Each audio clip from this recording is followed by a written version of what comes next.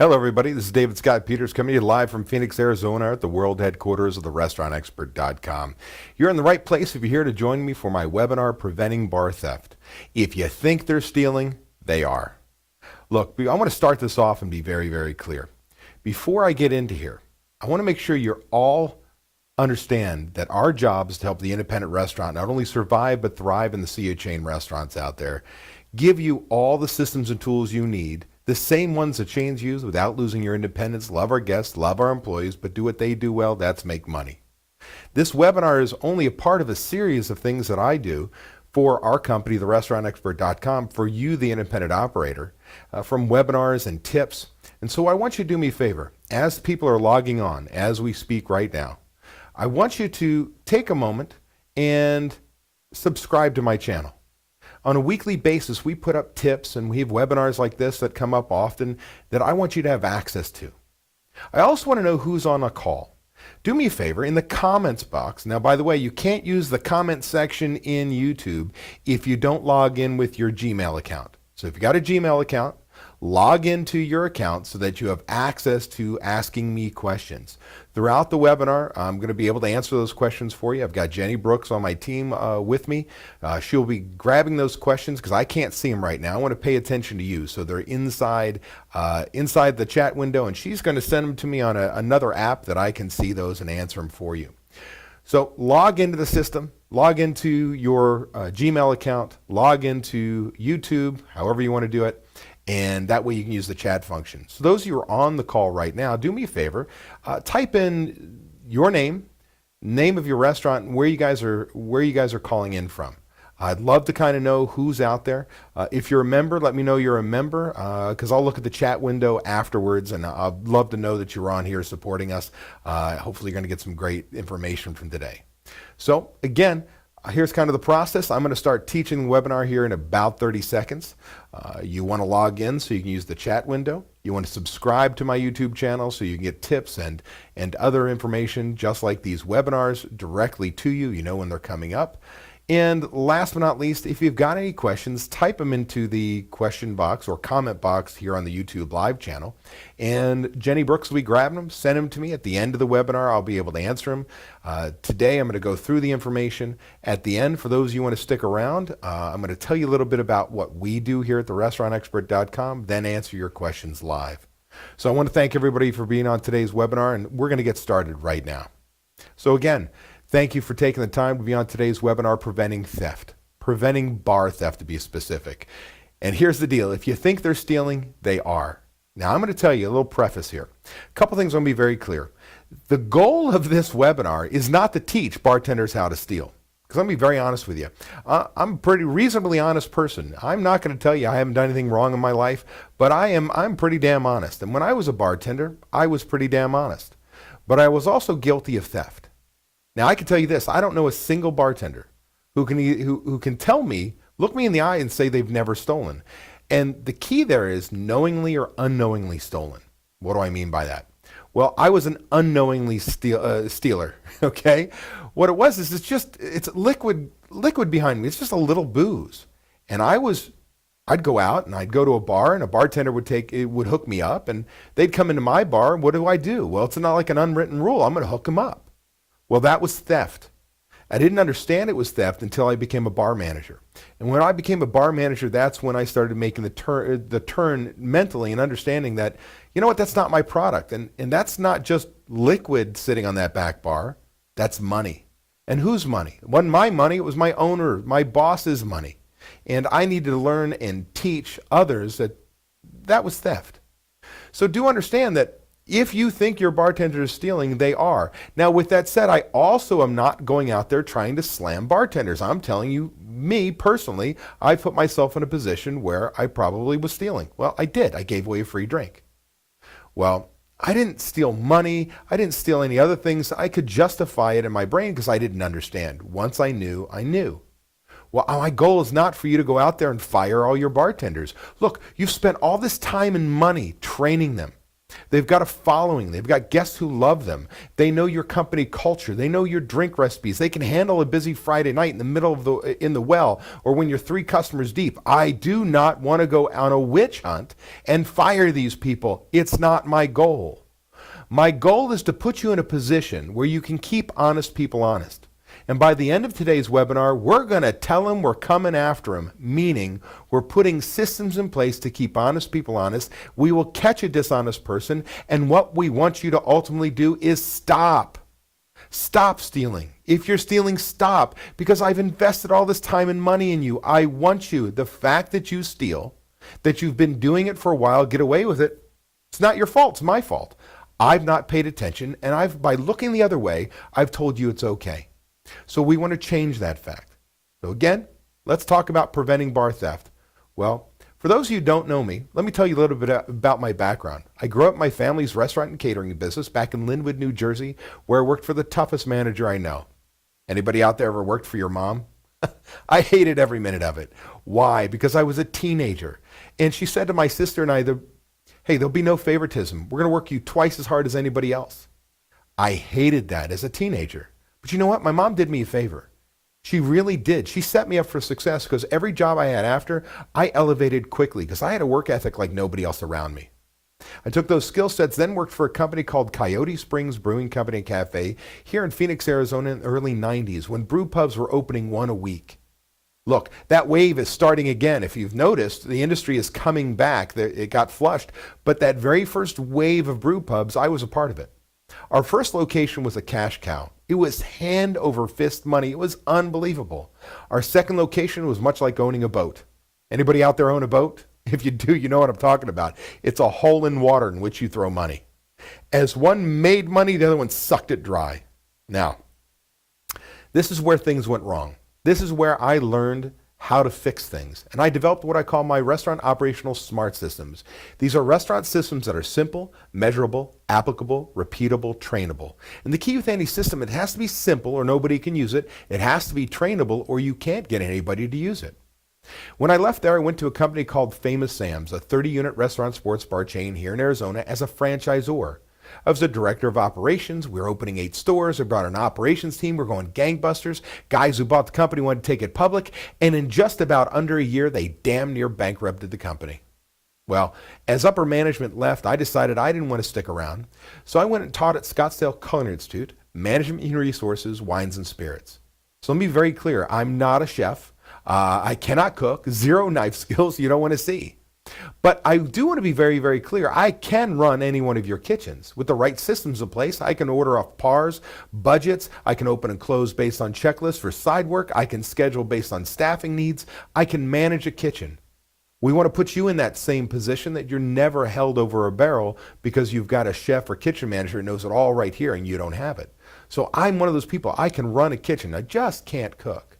Now, while I was teaching at Scottsdale Culinary Institute, the minority shareholders of Famous Sam's who took over the company had to bail it out. Now the majority shareholders kept asking me to come back. I kept saying no, no, no, and then it was about a month before my first child was born. I said, okay. And I walked into a disaster. A company should have been bankrupt. Done.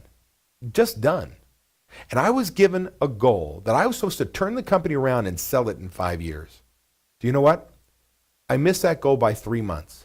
I know what it is to be an independent operator. I know what makes a chain successful. It's my job to give you the same systems and tools that chains use without losing our independence. We love our guests, love our employees, but we are going to do what they do well. What is that, owners? Make money. Isn't that what we're all here to do, is make money? Now, I've been helping independent restaurants for over a decade, over 13 years now, giving those same systems. Today, what I want to share with you is a little bit about preventing bar theft, identifying it and preventing it. So we're going to talk about common ways they steal, how we identify when they're stealing, how to virtually stop each of these scams. And I don't know all the scams. I know there's a book out there, came out about 10 years ago. A couple bartenders from New Orleans, I guess, put together a whole book on how to steal from behind the bar. I never read it, never bought it. I don't want to promote that. What I do want to do is share with you how to identify and prevent it. Because we want to keep honest people honest. Look, if you're a dumbass and you're still willing to steal $5 from the drawer to lose a job that makes you $300 in cash a night, then you're an idiot. I can't fix that. And we don't want them on your team. And we're going to talk about what systems you need to have in place in order to make this all work. Now, how do I identify theft, right?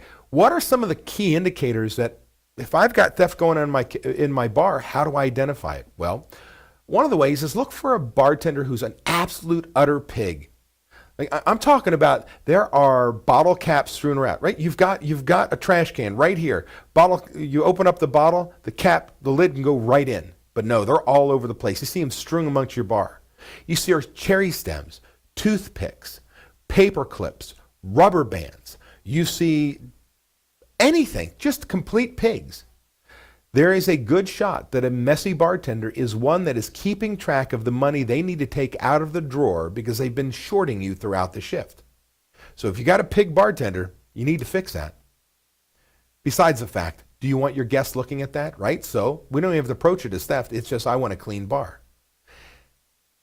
When the hands go from the drawer and they go right into a tip jar, that is a red flag for me. We're going to talk about where to place that that tip jar, why that's a red flag for me. But the fact of the matter is, I don't want to see that. I don't ever see money coming from the drawer going into a tip jar. Hey, how about when you're ordering bottles for slow-moving product? You're like, man, our sales are really low on Absolute vodka, but I keep having to order it. Well, right? Key indicator, there could be a problem. You've got high liquor, beer, and wine cost of goods sold. Your pour cost is through the roof. Well, use divided by sales. The more I use and I don't get money for it, it's going to increase my cost of goods sold. So a high pour cost is going to be one of those indicators. Low sales volumes and high customer counts. I'm going to give you an example of what I mean by that later in today's webinar. But if your sales are high, you look like I should say, your customer counts look the same as other days or higher than normal, but your sales don't reflect it. Well, that could mean what? It could mean that you've got a thief on your team. How about this? Tabs tallied in a bartender's head. Oh, what'd you have? You had 3 Bud Lights, a Jack and Diet, and a Kamikaze. I'm dated, right? I'm old. I bartended in the 90s, all right, a Kamikaze. I don't know if anybody still even orders that. I'd be a great bar back today. I don't know the drinks of today. But with that said, they're tallying it in their head, and then they ring it up. No. Federal law says as soon as a drink is served, it must be rung up. That's the BATF, you know. That's the government agency with the guns. Right? Let's make sure we do that. Number seven, call if you got calls asking if a bartender's working. That is a major red flag to me. If you've got, hey, is Johnny working tonight? No? Okay, click. Hey, is Johnny working tonight? Yeah? Okay, thanks. They keep asking for that bartender. Now look, you've got people who know bartenders, and we tend to schedule the bartenders same shift week after week. They've got regulars. But a regular doesn't call up, do they? That's usually a friend looking to be hooked up. So these are just 7 red flags to me when it comes to the bar. So how do bartenders steal? What are the ways they steal? How do we stop them from stealing? Let's talk about that. The first one I gave away in my intro, I said free drinks, right? That's simple. That's giving away a free drink. I call it the unwritten code. To reiterate, if you've logged in late, that's if you're a bartender, you go out to another bar, they give you a drink for free, right? We tip them hefty. When they come into my bar, what am I supposed to do? Hook them up. That's what we do in the industry. It's like an unwritten rule. Well, it is theft. It is not my product to give away for free. So how do I stop this?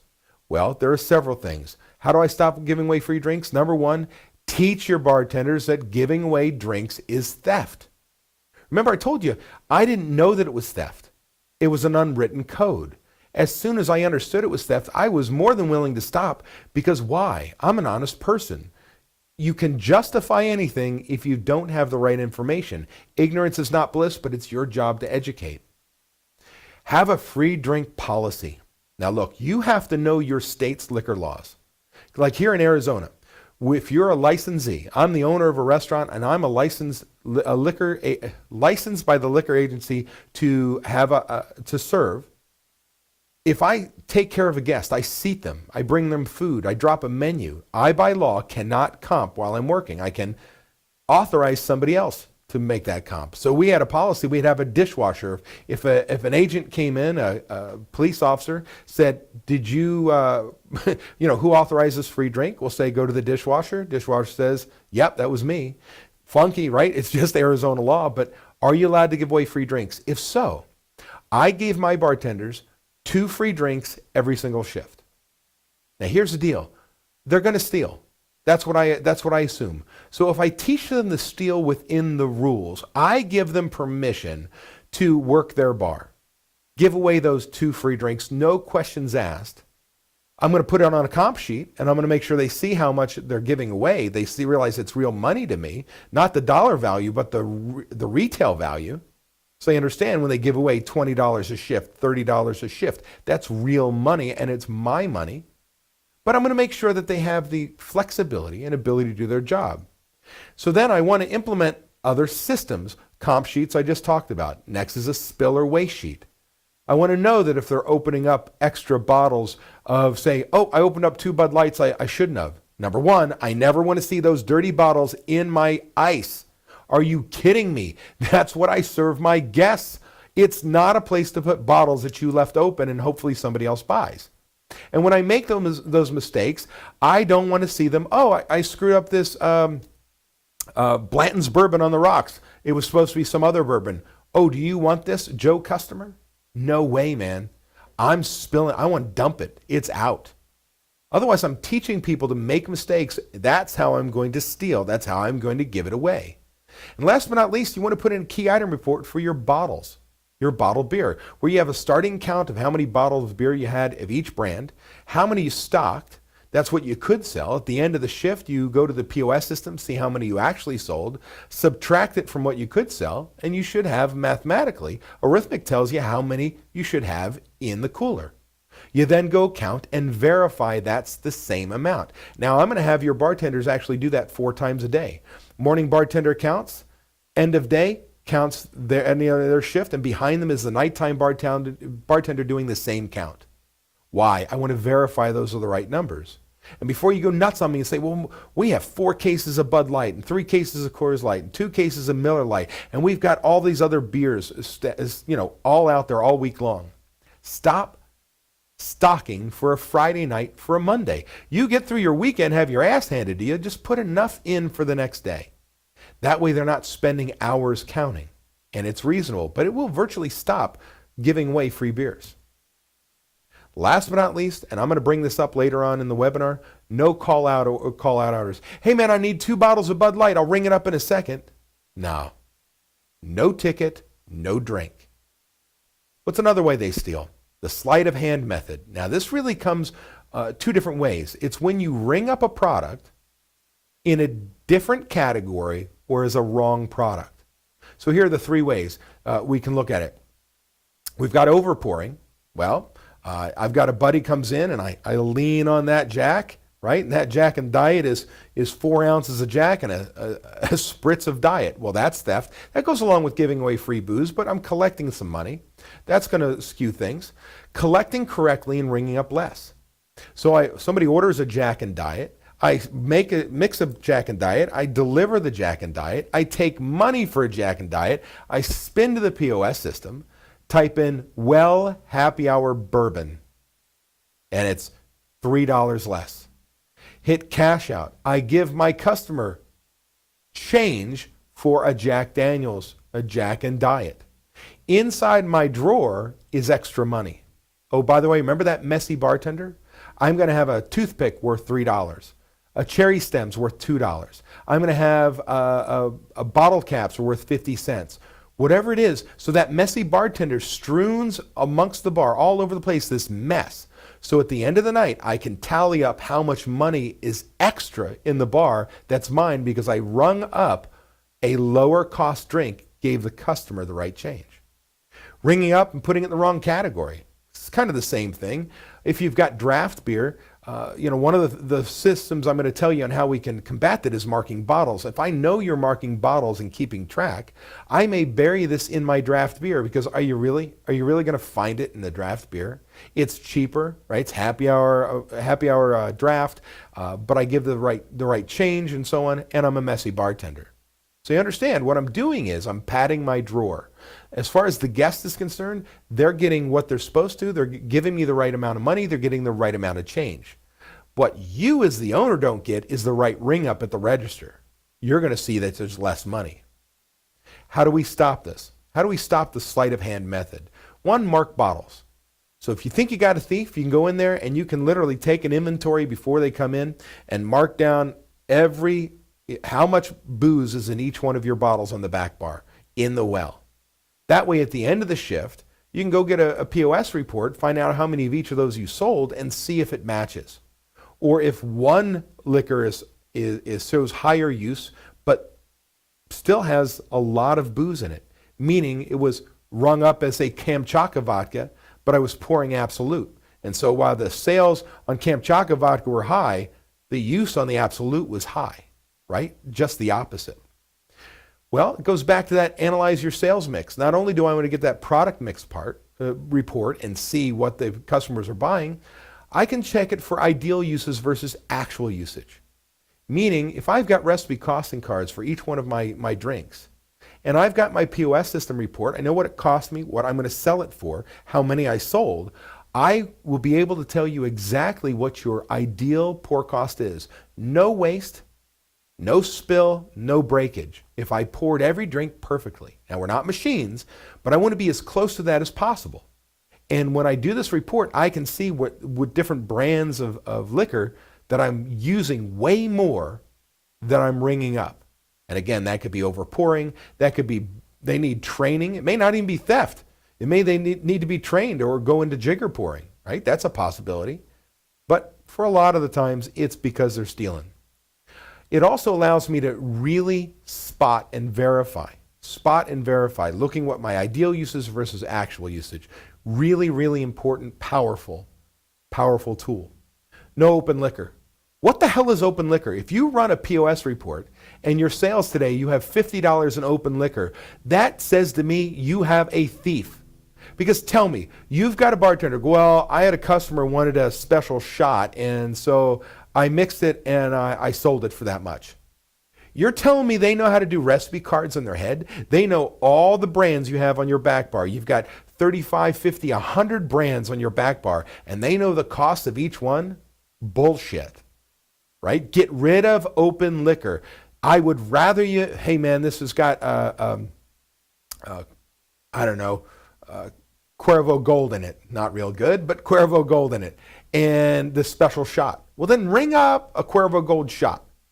We may lose some money on the mixer, but at least I know the liquor I'm using and I can control it. If it's a shot that has multiple liquors in it, find something that's similar. But don't have open liquor. That is theft. They're just picking out of their head. How about the sale that never happened? What do I mean by that? Well, the customer comes in, orders. Hey, can I have 2 bottles of Heineken? Can I have a bottle of Sam Adams? I need 3 Cosmopolitans made with Grey Goose, and I'd love a Blanton's on the Rocks. Fantastic. Bartender goes and makes them, comes over to the guest, says, hold on one second, rings it up, turns around and says, that'll be this much money. Customer pulls out wallet, grabs cash. Hands the bartender cash. Bartender goes to the POS system, still has the ticket up on the screen because it's not a ticket out on the floor for a server. It is rung up on their bar terminal. And what do? They hit a no sale button.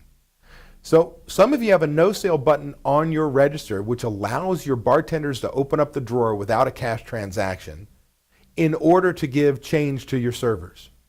Well, I'd get rid of that button because here's what happens. When they ring up that drink order, they see that it's cash, they hit no sale, the screen then voids all of the liquor. Everything that was ordered is voided. And the bartender now takes makes change, closes the drawer, and in it, they remember that they've got $55.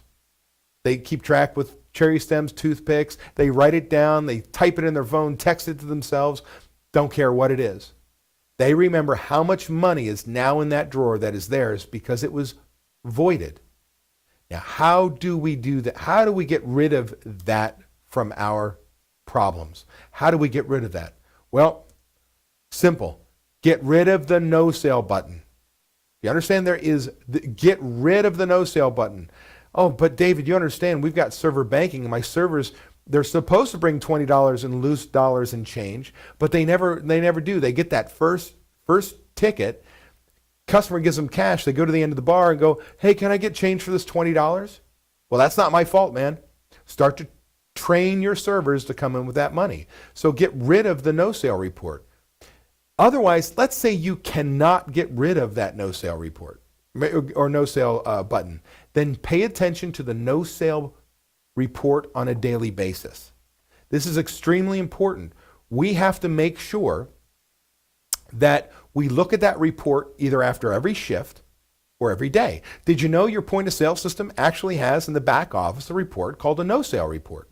And what you're going to see is all those drinks rung up and no sale and a void within seconds afterwards. Now, when I call my bartender on that and say, what's this, you rung up all the stuff and you hit no sale, and they say to me, oh, well, I was just trying to figure out how much it was going to be for the guest. Oh, you don't know what our drink prices are. Fantastic. I'm going to pull you from the bar and you're going to go through training again because that's a basic part of your job is understand what things cost, right? So we can figure it out, tell them we got them, and we can teach them a lesson that they won't do it again. But if you see it done routinely, again, is it training or do I have a thief? Now,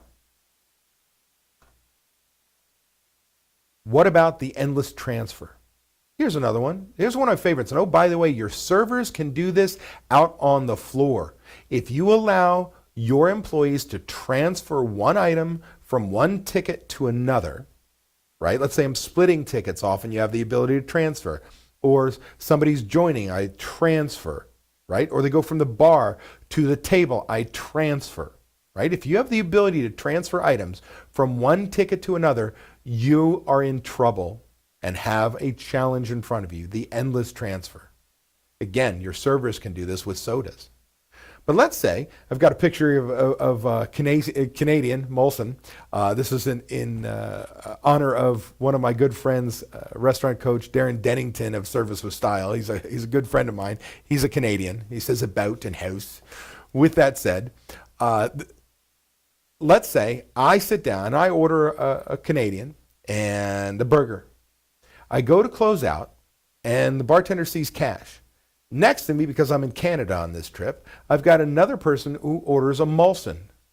Well, the bartender drops the Molson, grabs my ticket, goes to the register, transfers my Molson to the other person's ticket.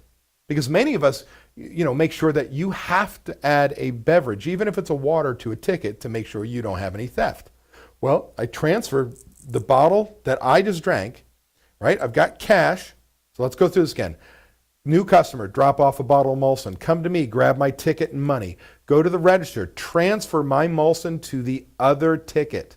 Close out the ticket to cash. What did I just do? Well, that $5 is now in the drawer extra. I give the customer the right change.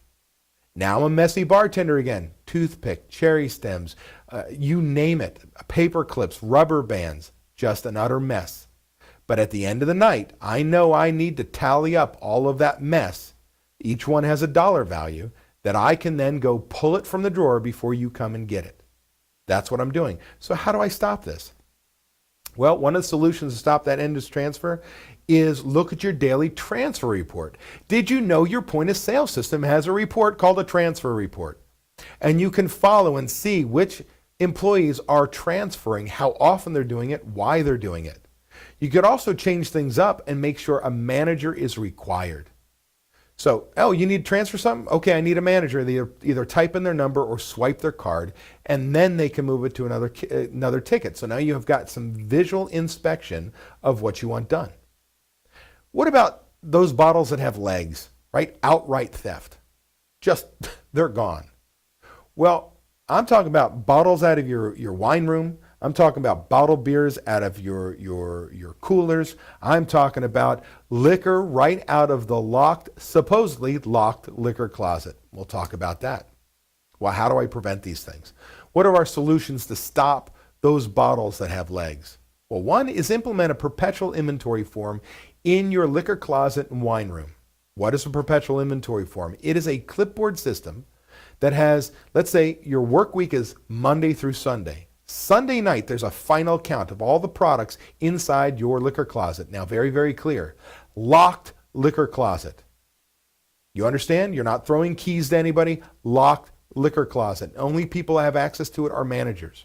I have a tally. Now, throughout the week, I've got liquor delivered, which usually happens on the same day every single week. I add that in my purchase column. So I've got my beginning inventory plus what I purchased. Then throughout the day, if I need a bottle of Jack Daniels, seems I'm stuck on Jack Daniels today. Bartender says I need a bottle of Jack Daniels, grabs the empty, finds the manager. Manager does not throw them the keys. No, the manager says great, grabs the empty bottle of Jack Daniels, goes to the locked liquor closet, opens it up. When I open up that liquor closet, in the floor, I'm going to have a milk crate. I take the empty bottle of Jack Daniels and I put it in the milk crate. I grab a new bottle of Jack Daniels, grab the clipboard, and mark off, if today is Thursday, 1. So Jack Daniels, 1. So it's basically set up with all the liquor that's in your liquor closet, Monday through Sunday, and 1 was taken out on Thursday. Well, if I started with 2, I purchased 4, I should add 6 available. I take 1 off, well, guess what? What does that do? 4, 2, that's 6. Well, now I have 5 on the shelf, arithmetic-wise. Friday night, I grabbed 2. Well, now I'm down 2. 1, 2, right? And I take that new bottle, I lock the liquor closet, take it out to the bar. If I don't have, by the way, a note, if I don't have a bottle of Jack on the shelf, I take that empty, I put it on the shelf. I'm leaving crumbs to the bar manager, order some extra. You're not only out of what's in the liquor closet, you're out a bottle out on the front. So out at the bar, you need to order extra. Now at the end of the night, the closing manager walks into that locked liquor closet, takes the clipboard for each day, tallies up each one, and looks to see there's an empty in the milk crate. If everything lines up just fine, then we've got control. Every bottle in, every bottle out has been touched and checked off by a manager and a manager only. I then throw away those bottles. It's a simple clipboard system, but it will virtually eliminate any theft of bottles leaving my locked liquor closet or wine room. Really, really important to put in. How about bottled beer? Bottled beer is not so simple. Well, a couple things I want to do. I want you to think about this. In most of the restaurants I worked in, we did not have enough refrigeration space. It was a premium. So we had our kegs and our bottled beer mixed in with our food. So our cooks went in and out of the coolers all day long, and there was this other stuff called beer. And here in Arizona, it gets on average 118 degrees in the middle of summer, like the height of summer. This summer was as high as 123 degrees, makes your eyes just dry out. You look like SpongeBob if you ever watch that, where his eyes, just kind of go out like this. Well, it's disgustingly hot. Well, if you work in a hot kitchen, you walk into a cooler, you look at that beer, you think, man, I'd like some of that beer. That'd be nice. So what do? They grab a beer, they down it in 2 seconds, hide it under their apron as they walk by a trash can, dump it into the trash can, make their way to their station. Well, I want to stop that. What I want you to do is I want you to stock all of your beers, bottled beers, by the 6-pack only. See, I don't want to walk into your walk-in cooler and see random numbers of beers in a case. So I don't want to see 6. I want to see 6, 12, 18, 24. I don't want to see 5, 4, 9, 16. Because what happens is, if I stock by the 6-pack perfectly all the time, When I see 5 beers, when I see 4 beers, when I see 3 beers, when I see a 6-pack that has been drugged down to anything other than 0 or 6, I've got somebody who's stealing. Now I'm going to tell you, while I'm saying this as a potential employee, Katrina on our team, when she and Fred ran their restaurant, she actually did what I said, found somebody stealing, and it wasn't their employees, it was one of their food vendors that was bringing product into the walk-in cooler. She nailed it. She could see it with her eyes right away. So you want to stop bottle beer theft, that's going to be a great thing for you to do. Key item report again. Remember, beginning inventory plus what you stock, tells me what I could sold, go to the POS system, what did I sell, find out arithmetic-wise how many I should still have, and then go count and verify. These are things that will virtually eliminate bottles that walk out the door. How about fox guarding the hen house? What do I mean by this? Some of us who have bars and restaurants don't have the volumes or see the need maybe to have a manager close. So what do? We take our keys out of our pocket, throw them to the closing bartender and say, you got it, man. Make sure everything, lights are off. Double check the back drawer. Just throw the drawers in the liquor closet. I'll count them in the morning. Well, that means somebody has to be able to do comps and voids. Somebody has to have a manager card or code. So now, no manager, no owners in the building, but a bartender who is still working, still selling product, still working the bar, has a manager card. Now the manager is, or the manager is the bartender. The bartender rings up complete tickets, knows that they're closing with cash, goes in and voids the whole damn thing with the manager card. Takes all of that cash. Really, really crazy. Whenever possible, if you are handing keys off to a line employee because you don't have the money for full supervisors all the time, don't have it the person behind the bar. Unless you've got 2 bartenders, have the one bartender come around, punch out as a bartender, change their shirt, punch in as a manager, and that's where they are as a manager. How do I stop the fox from guarding the hen house? Well, I told you, number 1, no manager functions for any line employee, but especially a bartender running and working a shift as a bartender. You're asking for a nightmare. But if you can't do that, let's say budget doesn't allow, you're low volume, or you're just not in a spot to do so. Or maybe you just trust that person. And you got to trust people. We trust and verify. If you can't, make sure on a daily basis you're looking at your void report and your comp reports. You want to see if they're overly comping. You want to see that they're not voiding large transactions.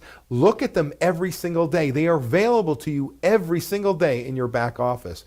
So if you're going to let a bartender play manager at the same time, make sure you do that. Call out orders. Or the old, I'll ring it up in a second. Hey man, can I have 2 bottles of Bud Light? As a server goes whizzing by. Because you know what? Sometimes theft isn't your bartender, it's your servers. And they, oh yeah, no problem, man. Open up 2 bottles. What's the big deal? 2 bottles of Bud Light, put them at the end of the bar. I get busy as a bartender. I don't find, the ticket never comes up. I don't ever notice.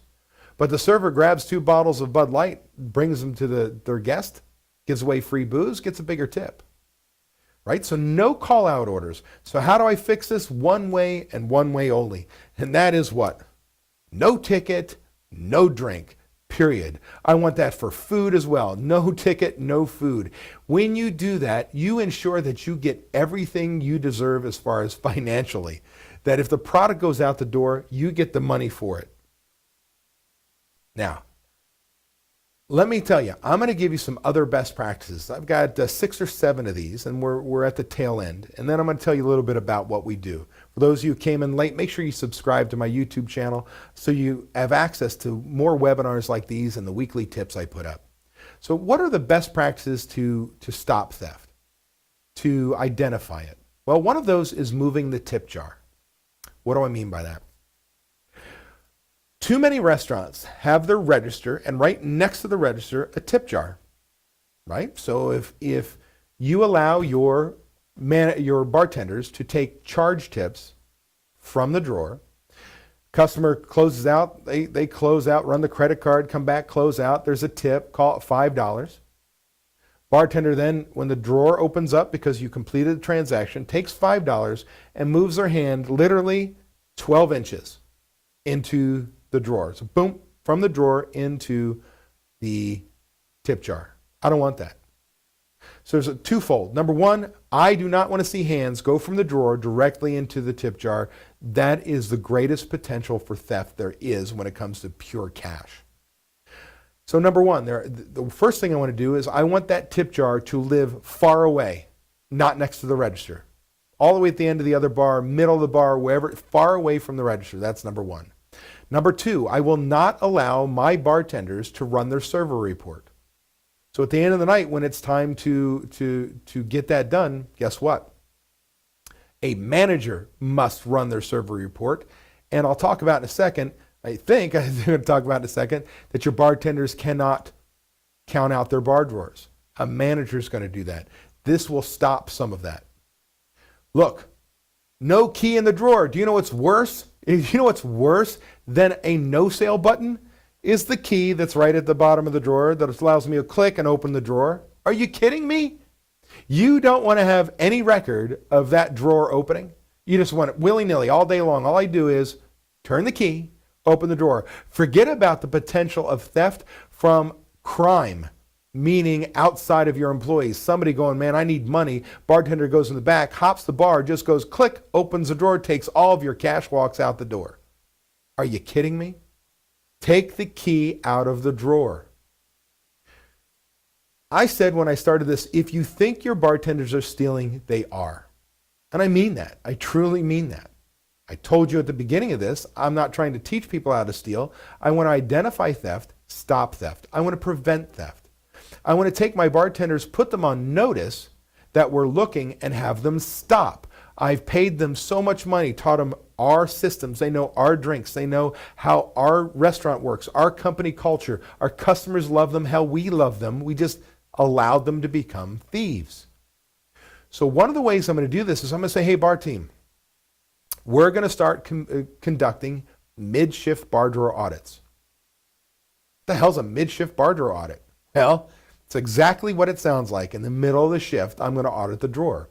So let's say at the beginning of the shift, a bartender, I hand him a $300 drawer. They verify, count all the pennies, check all the nickels, check dimes, go through the whole drawer, and they verify on the little chit, the tape, the counting tape that came out of my adding machine, initialed by the manager day before, time, date, and the manager's initials, that this is a $300 drawer. Check, check, check.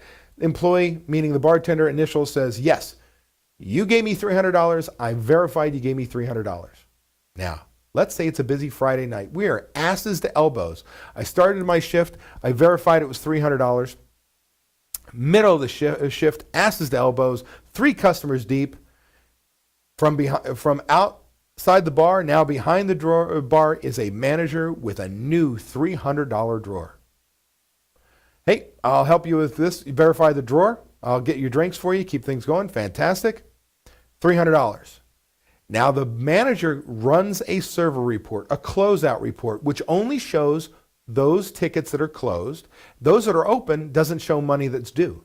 So this report, cash due, is all credit cards that have been closed and all cash transactions that have been closed. Manager grabs that drawer, goes back to the office. Now the bartender, for all intents and purposes, has started their shift with $600, not $300. The manager starts counting the drawer back to $300 and finds there's extra money. Look, if you've got, I give my bartenders $5 off over under per set of hands. So that means I want individual drawers as many times as possible. If I've got enough room for 2 drawers stacked on top of each other, assign a $300 drawer to the 2 bartenders. That's what I'm going to do. Hold each one individually accountable. But sometimes we've got 4 bartenders and 2 in one drawer, 2 in the other, right? So $5 over under per set of hands in the drawer. So if I have 2 bartenders working and that drawer comes back and it's $9 off, I'm okay. I'm not happy because a part of their job is to count money accurately, but I don't think I've got theft. Let's say it's 1 bartender and I've got $10, $20, $30, $40, $50 more in that drawer extra. Or I'm short $30, $40. I pulled too much out of the drawer. You have a thief. That is immediate termination. You're gone. Here's your walking papers, out the door. Because why? They didn't have an opportunity to get to the end of the shift, count their cherry stems, their toothpicks, their paper clips, and so on. Think how much money is extra in the drawer and pull it with their charge tips. Another way to make sure this doesn't work is no more charge tips. Pay their tips, charge tips on their paychecks. That's a topic for a whole nother day. I know what you're thinking. Oh my gosh, what will they do? Right? You're going to tell me they can't exist if they don't get their charge tips on a nightly basis. You're telling me your cooks are more responsible in life than your tipped employees? Please. So with that said, I'm going to tell them that we're going to start doing these mid-shift bar drawer audits. Well, wait a second, David, don't I want to nail them? No, I want them to stop. If they're dumb enough to continue, I'll own them. And the moment they're way over or way under, they are fired. You send that message to your bar team, then everybody's going to get the picture. You're paying attention. But I hope, for all goodness sake, you don't catch anybody because you told them what was going to happen and they heard the message, I better stop stealing or I'll get caught. And that's all I want them to do. Stop stealing. 4, manager-only server reports. I told you, at the end of the shift, the manager should be the only one able to run a closeout report for your bartenders. Then, as soon as they swipe, they run the server report, they grab the drawer and start walking back, and the manager is the one who counts it out. The bartender does not count their own bar drawer back to $300. Are you freaking kidding me? I don't even have to be a messy bartender. I just have to count the drawer back to $300, and whatever's extra is mine. My charge tips plus all this other money that I stole from you. Are you kidding me, people? Look, the bartender says, oh, I don't trust you. I want to see. Great, man. Follow me into the office and watch me count out your bar drawer. Sit right next to me. I've got no problems with that. But we want to eliminate bartenders counting their own drawers. 5, manager-only bar drawer counts end of shift. Look, I'm ahead of myself. I'm so good. 6, calculate your dollars per labor hour worked. What is that? Well, dollars per labor hour is how many man hours were worked divided by your sales. So if I have 2 bartenders working from 4 o'clock to 5 o'clock, during that 1 hour, there were 2 man hours worked. So you add up how many man hours were worked throughout that shift. Divide that by the sales, bar sales only, right? If we're going to measure our bartenders, even though they sell some food, but they're primarily bar, how much liquor, beer, wine did I sell? And you come up with $50 a labor hour, $60 a labor hour, $192 per labor hour worked, whatever it may be. And I'm going to be looking at that, and if I have similar bartenders in skill set, and one Monday night, one bartender does $60 per labor hour, and the next Monday, another bartender does $90. Well, if my food sales were similar, if not identical to the week before, either the week before I've got a bartender who's slow and isn't getting to the tickets, or was hit very heavy on the service well, right? They need training. Or I have a thief, and they're a messy bartender. And calculating your dollars per labor hour will help you see and identify not only who your best bartenders are, but potentially who your best thieves are. Last but not least, I want you to have a bar meeting. I want you to talk to your bartenders, teach them what theft is. I want you to make sure you do drink tests. I want you to do pour tests. You want to make sure that if you want a 2-ounce drink, an 1.5 ounce drink, that depending on what it is, you've got bottles of water, liquor bottles with the labels removed because you can't refill a labeled liquor bottle by the BATF. Filled with water, a pour spout, and you pour me 1/2 ounce, pour me 1.25 ounces, pour me 2 ounces, pour me, right? Test, that they're pouring properly, that you know the right counts, or jigger pour. Make sure they've got that down. Make sure they understand how to pour beer properly. In what order you want drinks, that you want your mixed drinks done first, your wine, then you want your bottled beer, and last but not least, your draft beer so that the head doesn't die off and it looks like crap, where you've got servers taking 2 cocktail straws, whipping the hell out of the beer before they take it out, because that's good practice, right? So train them, but teach them that what theft is, that giving away booze is theft, that you're using key item reports to make sure we know where every bottled beer is, that we are doing mid-shift bar drawer audits, that they can no longer count out their own drawers, that they have to have a clean, spotless bar for the guest to have a great dining experience. Have that meeting, draw the line in the sand, and from that point forward, if they're dumb enough to continue to steal, then thank the Lord we have the systems in place to find him and nail him. Now look, there's plenty of other ways to steal. There really are. I don't know them all. Like off the top of my head, the only other one I can think of right now is a bottle of Jack Daniels. That's probably why it's in my head so much. They're a square bottle, right? The bottle's square. So it doesn't roll around from the old times how NASCAR was started with running liquor. Well, fact of the matter is, I know you're marking bottles, right? We said, I can mark bottles. Look at my usage versus, well, you know what I'm going to do? I'm going to take that bottle of Jack Daniels and I'm going to short pour. So let's say my pour is 1.5 ounces. And so what I'm going to do is I'm going to pour 1 ounce to one guest, charge them properly, keep track that I have a 1/2 ounce coming to me. Now the customer orders the same drink, 1.5 ounces is the pour. I pour him 1 ounce. Another 1/2 ounce is mine. Until I tally up how many ounces of that booze I have as mine, my buddy comes in and I serve him free drinks. Well, when you're marking bottles, you'll never see that it's a free drink because the transaction usage, they match. How many I sold, how much I used match. So what I do is I turn that Jack Daniels bottle a quarter turn. So now instead of the label here, it's a corner. That means there's a 1/2 ounce. Now I put it aside, that's a full ounce. To another corner, that's 1.5 ounces. You see what I'm saying? So if you see your square bottles, Jim Beam and such, that are kind of never labels forward, you probably have a thief. So there's plenty of ways people can do things. Again, my goal was not to teach how to steal. My goal was how to prevent. So what did we cover? We covered common ways they can steal, how to identify theft, how to virtually stop that theft, and systems you need put in place. Now, if you've got any questions, I want you to type it in the chat window here in YouTube Live. If you haven't logged into your Gmail account, you need to do that in order to submit your question. Now, while those questions come up, Jenny Brooks is already, I've got several questions here. I'm going to answer those in a second. What I do, I want to take a moment, tell you a little bit about what we do here at therestaurantexpert.com. I told you at therestaurantexpert.com, we're a restaurant training and coaching company.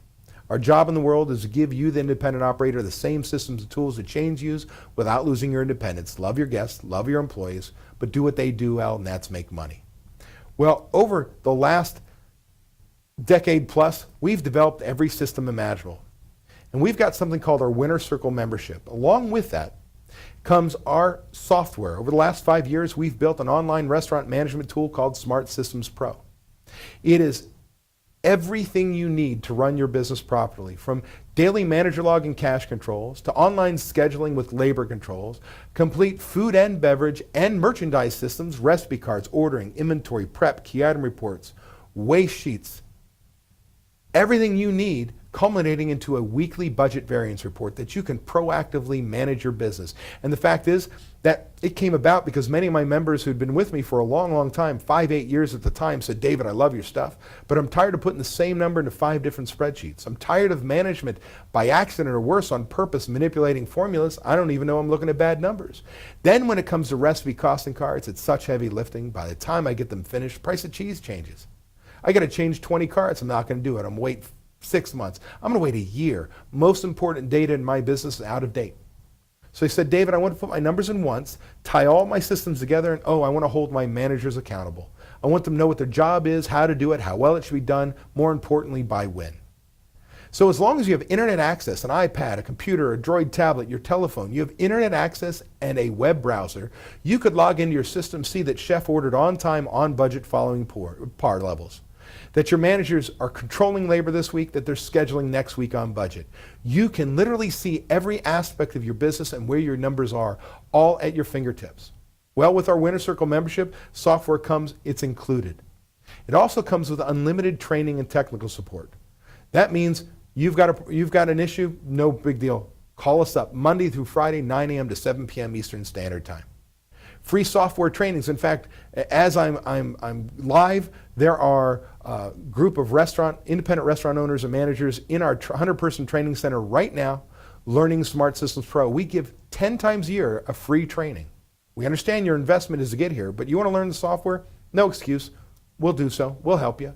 You also get access to me and one of my coaches on the business side of things, an hour of my time every single month. That means, hey, we'll help you put together your budget for you, with you, re-engineer your menu, find you 3 to 7 points to your bottom line for you, with you, teach your managers cost of goods sold, talk you off a cliff when you have a harassment claim, anything to help you move your business forward. We're your coaches. You know, hell, pro athletes like Tiger Woods, they rely on coaches. I rely on coaches. Why? Because I know when I was an athlete, if I had somebody telling me what to do, exactly how to do it, pushing me, I got bigger results. Well, we want to be that coach for you. And by the way, we're not attorneys, we're not accountants, we don't punch a clock. Which means if you've got an extra question, pick up the damn phone, give us a call, we're going to help you.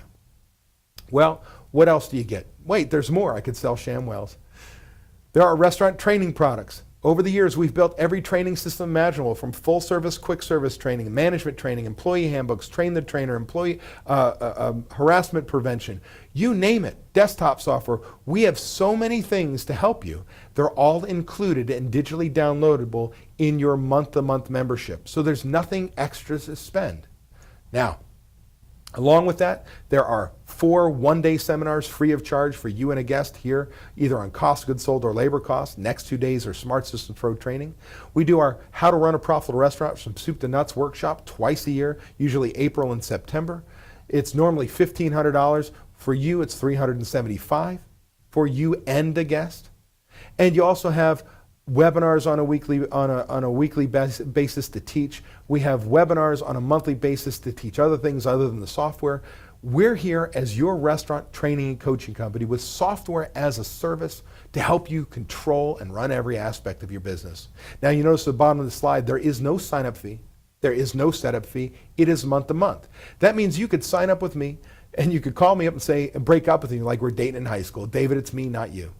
That's okay. Give me 30 days notice. That's all we require. Why? Because if you're not going to use the software, if you're not going to use the coaching, the products and so on, I don't want you paying for it. You don't need an expense. Instead, we should be an investment that gets you a return of at least 10 times your investment. Now, before I take you any further, you want to know how much it is? I'm going to tell you in 2 seconds.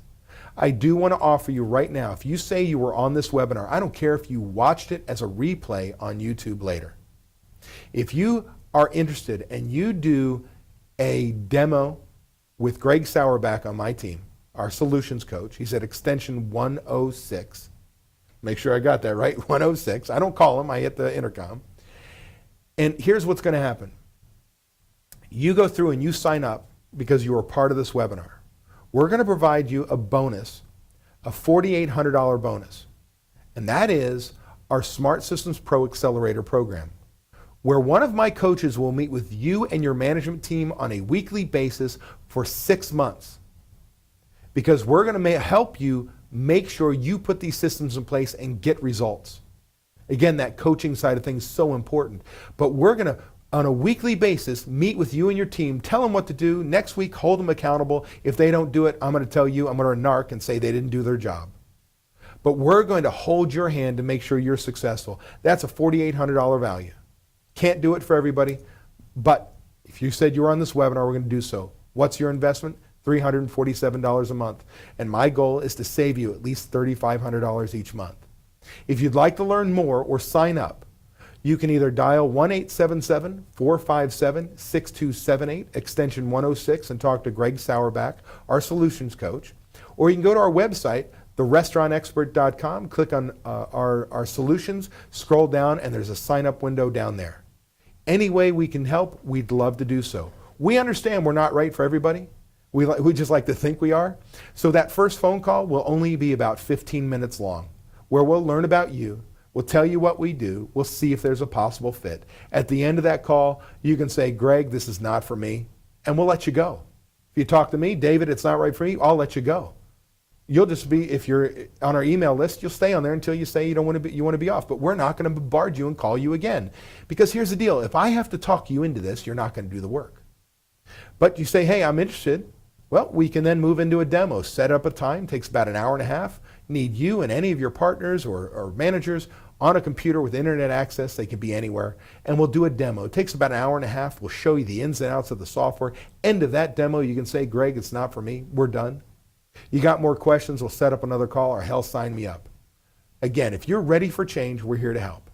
Now what I'm going to do is, if you have any questions, you should be typing them in the comment section, or the online chat with this YouTube Live. Now I'm going to see what kind of questions we have from our viewers. Here's a couple one. If I'm not using any of these reports, where should I start with my bartenders? I'd start by training your bartenders on how to pour. I'd start by training them what theft is, and then I would make sure I use the mid-shift bar drawer audit. Use my transfer report, or get rid of transfers without a swipe. Get rid of my no sale key. Another question is, do you have any good questions to ask bartender candidates to spot tendency towards theft? No, I don't, man. You know, a great bartender is extremely personable. I will just tell you this, personal opinion. If I've got a career bartender in front of me and another candidate is brand new, 99 out of 100 times I'm taking the brand new person. What do you mean? This other person has schmoozed. This other person knows how to get through a Friday night in a rush. This person knows all the drinks. Yeah. And they've got habits and probably know more ways to steal than I do. Where the new bartender is so excited about the opportunity to work for you, and I can mold them my way. That's what I want. Last question I have here. Again, if anybody has any questions, make sure you add it to the question box. Any tips for restaurants that sell liquor but don't have a staff for bartenders?